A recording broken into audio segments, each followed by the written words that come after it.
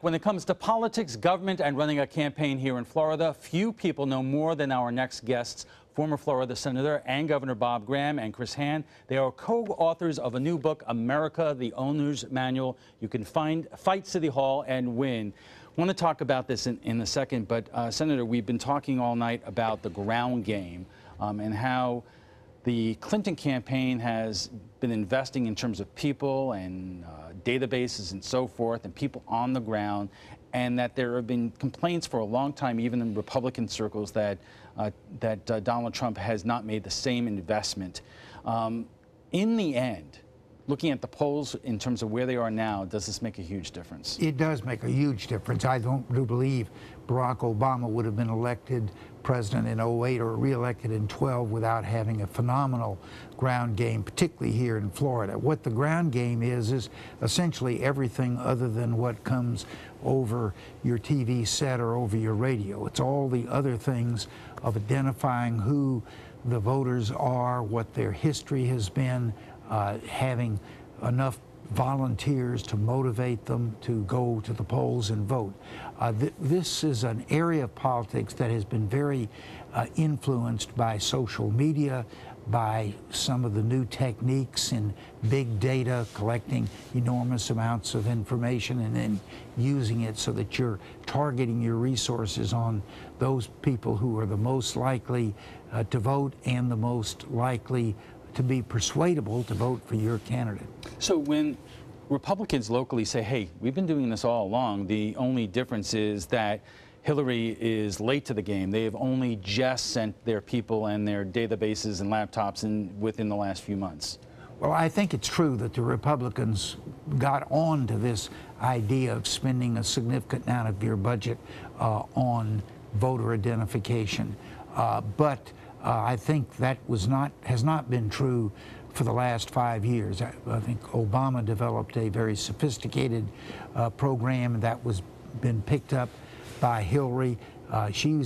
If the Republicans think she's only been here for a few weeks, the Democrats have been very stealthy in their efforts. All right. Let's talk about your book, America, the Owner's Manual, How You Can Fight City Hall and Win.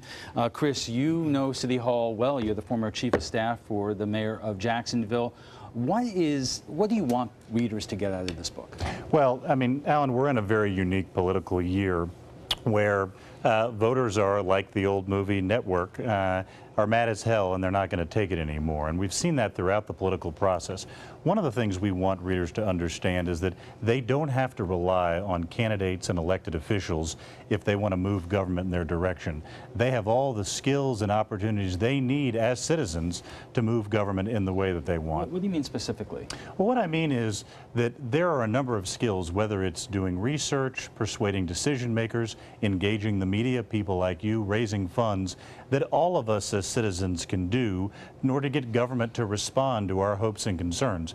And in the book, we tell people, don't just take our word for it. Though we explain those skills, we also provide examples of everyday citizens, just like us, who have moved the ball and gotten government to come in the direction they want, and provided nearly 35 tips from the pros, civic professionals giving practical advice on how citizens can move the system in their favor. I'm wondering if you both feel that too many people are giving up on government doing anything. You know, when I ran for office a couple of years ago and somebody asked me what is the biggest threat to our nation, I said the nature of our politics. Because we don't just disagree with our opponents anymore, we have to hate them. And you see that during this presidential campaign. You see this when it comes to public opinion of Congress. So what would you tell people who say the answers just don't come out, whether it's in Tallahassee or in Washington, D.C.? Well, I think the biggest threat to our democracy is not takeover by some external force such as ISIS. I think the biggest threat is indifference, lack of participation, lack of caring about what your government does. There's a very interesting quote by former Supreme Court Justice Souter in which he said that he thought that America faced the prospect of being the next Roman Empire, which collapsed exactly because of those same withdrawal of individual citizens' involvement. What this book tries to do is to say, first, you can do it. Read these stories of people just like you who made a difference, and here's the way they did it. You can do it too. Gentlemen, thank you. Highly recommended reading. Bob Graham, Chris Hand, thank you for being here tonight. The Owner's Manual You Could Fight City Hall and Win is now available.